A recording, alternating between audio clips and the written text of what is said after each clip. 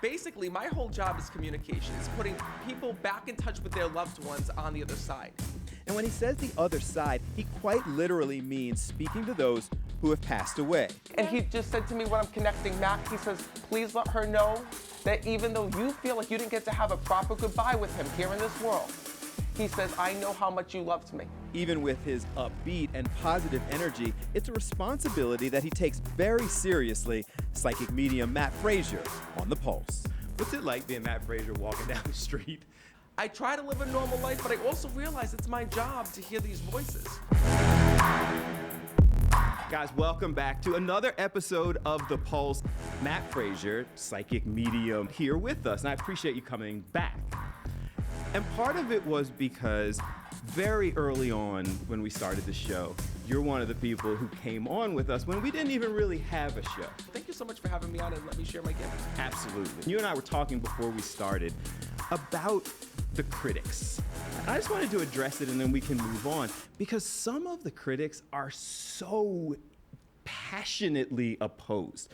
And I was wondering your feelings about that because it's one thing to not believe in your gift. It's another thing to take it as a personal affront and I'm going to destroy you and come after you on social media. And how do you even address that? Well, first of all, there's a really big difference between skeptics and non-believers, right? A skeptic is a person who isn't really sure what to believe. They're not sure if it's real, if there's an afterlife, if there is another side, but if they get a little piece of evidence, they might believe it based on what they're presented with, right? Where a non-believer is someone that, says, I'm not gonna believe no matter what, and neither should you. So the thing is that at the end of the day, I ask everyone to just come in and to be open because I gotta be honest, I could not do what I do. I could not live life, I couldn't do my job, I couldn't be the happy person that I am if I didn't know that my loved ones were with me every single day. And it pains me when I think that there's some people out there that don't believe that. They think that you just close your eyes and see black, that you don't live after this world. And to me, I just want to share that same feeling that I feel every day by showing people, listen, your loved ones are really there. Open yourself up. And it's not just a gift that I have, it's a gift that you have. You can open yourself up to the signs, to the senses, to the feelings, to all the things that are around you. It's interesting because I have always probably skeptically believed.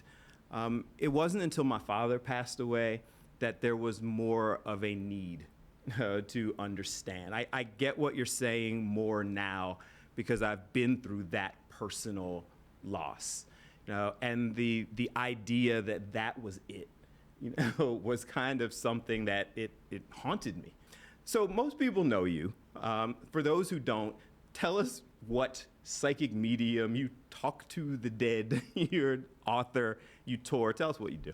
So basically, my whole job is communication. It's putting people back in touch with their loved ones on the other side. And the reason why that's important is that so many times we lose a loved one and we have questions. We wonder if they're okay. Are they on the other side? How are they trying to reach me? And we also have questions where we wonder, was it really them that visited me in the dream?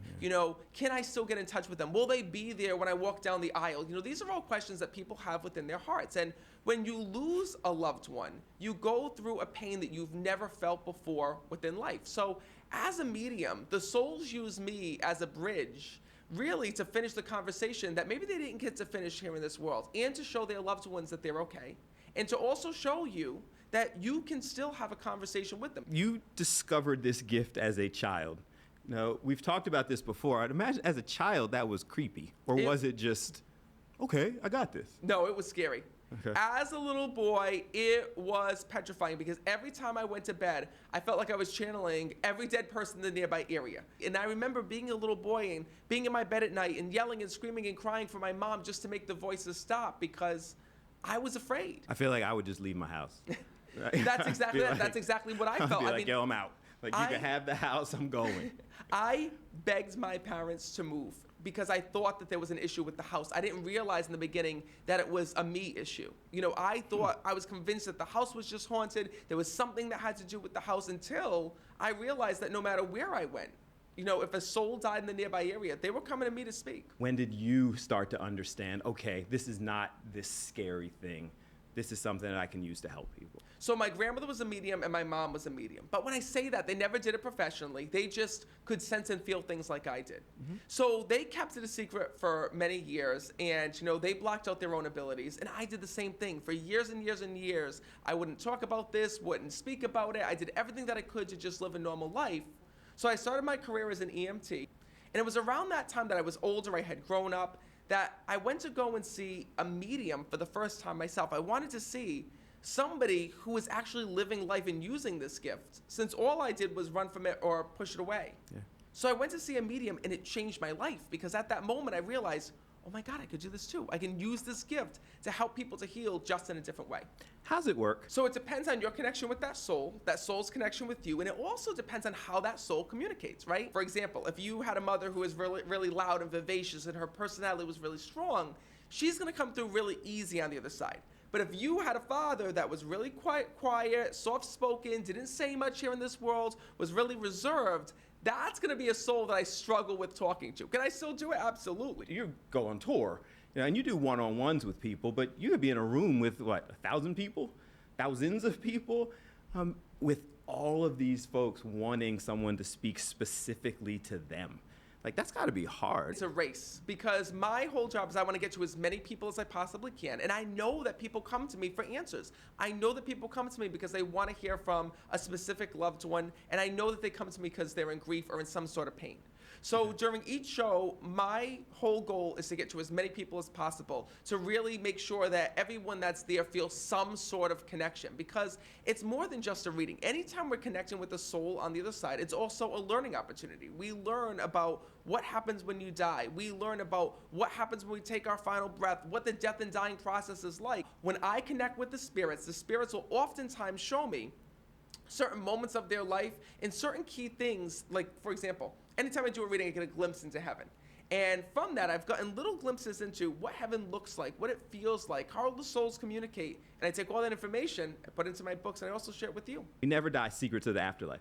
That's kind of some of that glimpse that you're sharing with people. We Never Die is what I've learned up to the point of writing that book. So in that is the questions that people have been really wanting to ask a psychic medium like myself. Like, what happens if you don't make it to the other side? What happens if, you had a child that passed away? What happens if you didn't get to say goodbye? What happens if your loved one in spirit wasn't at peace before they passed? These are all the questions that I try to answer in the book to really give people an outlook on how your loved ones are living life now. What's it like being Matt Fraser walking down the street and people, because do you feel, people are constantly on both sides, constantly communicating with you, but I'm guessing you don't walk down the street going, wait, what? Excuse me, and grab that person and talk to them, or do people expect that from you? I always receive information at different times. So the thing is that there is no turning off. So for me, you gotta remember that it's not just souls are always there talking, it's when a soul has a message. So if I'm walking down the street and there's a soul that's there that needs to reach their mom or their dad or their sister or whoever, they're gonna use me to do so. I try to live a normal life, but I also realize it's my job to hear these voices. So I'm gonna listen when they talk to me, although it's funny because there are no boundaries or customer service hours when it comes to the spirit world, right? Doesn't matter if I'm on the toilet, in the shower, in bed. If there is a message that's coming through, it's coming through. Coming up next, what does someone who speaks to those who have passed away feel about when his time comes? When we were doing research for you coming on the show, I was asked, is Matt afraid of death? No, what's Matt's outlook on his life moving forward? What's a Matt Fraser event look like? It's literally like a family reunion with heaven. What's so cool is that I could be doing events back to back to back for 3 days, and every single event be entirely different, be an entirely different experience, because it all depends on what souls show up. So one event you might attend and it might be really sad and really emotional and really pull at the heartstrings because you had a lot of people pass in tragic ways. And then the very next night be a totally different experience of, being fun and uplifting and, cheerful. But what I love the most is that every single event is unexpected and it's literally a roller coaster of emotions. So who should come? Like people who are eager to get the readings, the skeptics. Like, who do you want in the audience at your show? Can I be honest? Yes. I want the skeptics to be there. Do you really? I love the skeptical ones because I think that those are the people that need to hear the message the most, right? The people who come to me that are like, oh man, I know my mom is here. Oh my God, let me share with you the signs. I sense my mom. I get dreams of her. I feel her. I smell her. You know, that's a person that's already healed. That's a person who's already in communication with their loved one in spirit. But what about the person who's closed off? What about that person who doesn't think that there's an afterlife? What if I can be the person to change them? So you want the skeptics, even though you're talking to them in front of a very public crowd, in front of them on TV sometimes, you still want that person. Like that to me speaks to an extreme level of confidence in your gift. You're like, challenge me and do it publicly. And you enjoy that. I love it. Listen, some people might still walk out and not believe. Some people might say, oh, well, he could have looked this up, or maybe he did, or maybe this, or maybe that. But, you know, at the end of the day, there's going to be those people that their lives will be forever changed. And that's what I live for. Non-believer is a person, that same person who's a non-believer in a psychic medium, that doesn't believe, says, oh, there's no such thing as the heaven or the afterlife, or he's not doing that, or he's not talking to the dead, is that same person that will go to the doctor, right, have blood taken from them, the doctor will come back with the results and be like, hey, listen, you need to lose weight. You're at risk for, you know, a heart attack, stroke, this, that, the other thing. And the person will say, the doctor doesn't know what he's talking about. No, I'm fine. No, that doctor doesn't know anything. That's a non-believer. So you're not going to change that person, even when facts are presented. When we were doing research for you coming on the show, I was asked, is Matt afraid of death? No, what's Matt's outlook on his life moving forward? I think so. I am personally not afraid of death. But you know what I think about often is doing the work that I do, I have a very different outlook on if I were to pass away. I think about my family. I think about the people who are here in this world. Because when you pass on, when you go to the other side, you're at a place of peace, right? You're at peace. You're able to watch over your loved ones every day. You're able to be a part of their life. You really don't leave them. But the sad part is that the people here in this world, those are the people who go through grief. So that's what most scares me about death, is that I've seen so many people who have stopped their lives just because a loved one had passed away, and I never want my family to have to go through that.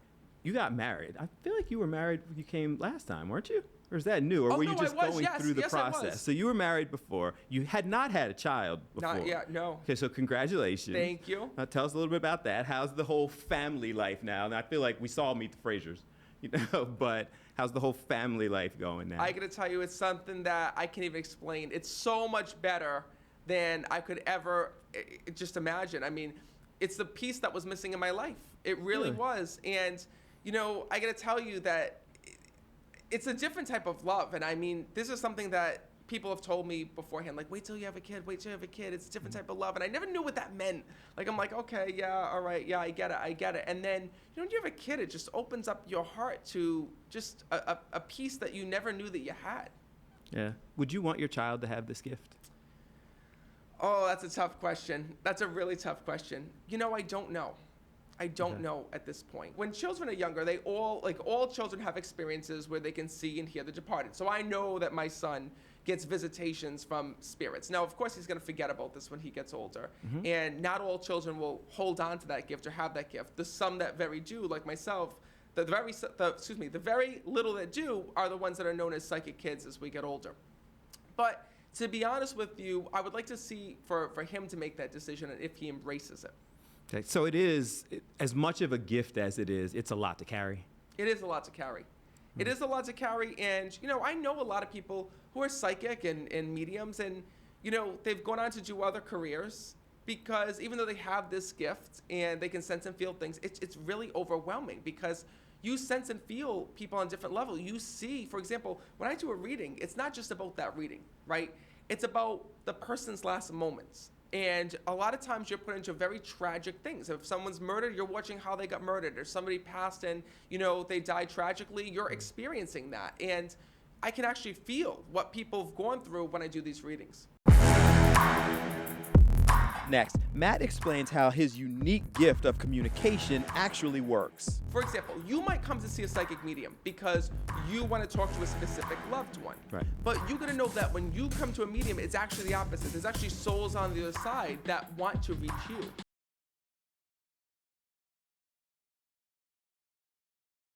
People are asking you, okay, now go. Or is there time when you're being interviewed and you're like, I really wanted to say something, but I don't know if it's appropriate in this moment? Oh, well, listen, if there's a message, I'm saying it whether it's appropriate or not. I mean, I've gotten in trouble for that a lot of times. So that being said, I'm not afraid to speak my voice. But I'll tell you this, is that, because it's a lingering type of thing, is that the souls that are there won't stop talking until I let the message be heard. But I gotta tell you, the thing is that when it comes to mediumship, a lot of people still have, misrepresentations of how it works. So, for example, you might come to see a psychic medium because you want to talk to a specific loved one. Right. But you gotta know that when you come to a medium, it's actually the opposite. There's actually souls on the other side that want to reach you. I can never guarantee a reading, whether it be a private reading or whether it be a reading that's in person, or a group reading, because it all depends on the souls that are there. I can't make your dad come through or your mom come through the same way that I can't make my own loved ones come through. Do I hear messages from them? Yes, but not every day. They only come through when they have a message from me, when there's something big that's going on in my life, something that I might need to hear from them, a little pep talk, whatever it may be, that's when they come in, and that's the truth of it. So for people who are watching, there are people in the room here off camera. If anything comes to you, feel free to interrupt and we will go with it. I was doing readings before this episode, and downstairs there was a bunch of people who worked at the station that was lined up. And it's crazy because once you start channeling, like those souls, they don't just like leave you alone. Like even like right now, like some of the souls that I'm hearing from downstairs are still up here with me. There's not a lot that leaves me at a loss for words, but you sit back and try to interpret what that must be like. And your positive energy as you go through it, I gotta tell you, like that still feels terrifying to me. Like even if I believe people are having positive messages and sharing them, it's not terrifying to me because when I see the souls are at peace. So it's not like you see on television, like when you go and you see someone who was murdered or who was killed, and they're looking, they're trying to reach out to a medium because they don't have peace. It's not like that. The souls that I talk to have peace, and that's why they're coming through. Okay. You have another book coming out. Yes. Okay. Don't wait till you're dead. The title itself has 1,000 questions, but tell us about this one. Why'd you decide? I mean, you're continuing to update books, but what's this one for? So there's a little known thing that happens when you die. Immediately after death, there's something that's known as the life review that we all go through. During your life review, you go through this entire look back on your life. You see why you were put here on this earth. You see, who your friends were, who your enemies were, why they were your enemies, the people that helped you, the people that hurt you, the good things that you did, the bad things that you did, why you met certain people, right? Some of the challenges that you went through and their meaning. And you also see the gifts that you were given in life, the lessons that you were supposed to learn, the things that you failed at, the things that you did good at, right? And everything in between. I wrote this book because it's during this life review that people realize, or souls realize, the things that they should have done differently here in this world. Oh my God, I shouldn't have had that grudge. Oh my God, I should have forgave my dad long ago. Oh my God, I shouldn't have been so afraid. I shouldn't have had those limiting self-beliefs. So the biggest message that I hear from Spirit is that if we could look back on our life, right, from start to finish, while we're still alive, and there's things that we knew that we could change, would we do them? So this book is all about that. It's about recognizing what you're going through in life right now with advice from the spirit world, with the souls that have already gone through that. There's a quote, I think it was Les Brown, that was like, the graveyard is the richest place on earth, because that's where all of these dreams, goals, ideas all went and got buried with people. It feels like it's kind of that, like get the opportunity to act on these things before it's too late. Absolutely. And not to mention, realize that there's still time to make a change. Like so many people think that, oh, I'm too old, or that'll never happen for me. And what I've learned from the other side is that heaven and the spirit world shares with me that it doesn't matter if you have a 1% chance of making it to a certain goal or dream or desire. If it's meant for you, it's gonna happen. So don't be afraid of it, pursue it. Coming up, listen, he knows there are skeptics, and he welcomes them. Your message to critics. Come and experience an event. Try it, open your mind, see what's there before you judge. Forward to heaven. Anytime that you think of a loved one, whether you do it subconsciously without even thinking about it, or whether you do it purposefully, you bring your loved ones close to you. So when you say, oh my God, I wish that my mom was here right now, or I wish that my dad could see this, or I really hope that grandma sees this, what you're actually doing is you're going and you're sending a text message to heaven. There's this little notification that just gets sent to the other side that says, hey, your son's thinking about you, your daughter's thinking about you. Your message to critics. Come and experience an event. Try it. Open your mind. See what's there before you judge. Message to the believers. Belief is everything. Everything. Believe in yourself. Believe in your connection with the other side. And believe that your loved ones are guiding you and with you. It's not just a belief that they're there, but I want people to really believe that, you know, your loved ones have good intentions for you, and they're also helping you on the other side. Life is hard. It's really hard. And, you know, it's hard to think about what lies in the future for us. But here's the one thing that always keeps me calm, is that anytime I'm stressed or I'm nervous or life feels overwhelming, I think that I have loved ones, spirit guides, and angels that are there with me in heaven, that can see tomorrow so much more clearly than we can even see yesterday. We end every episode of The Pulse with the concept of use your voice for good. What's it mean to you? It means speak your truth. If you know something that can help the world, that can help others, that can be a positive influence, use it.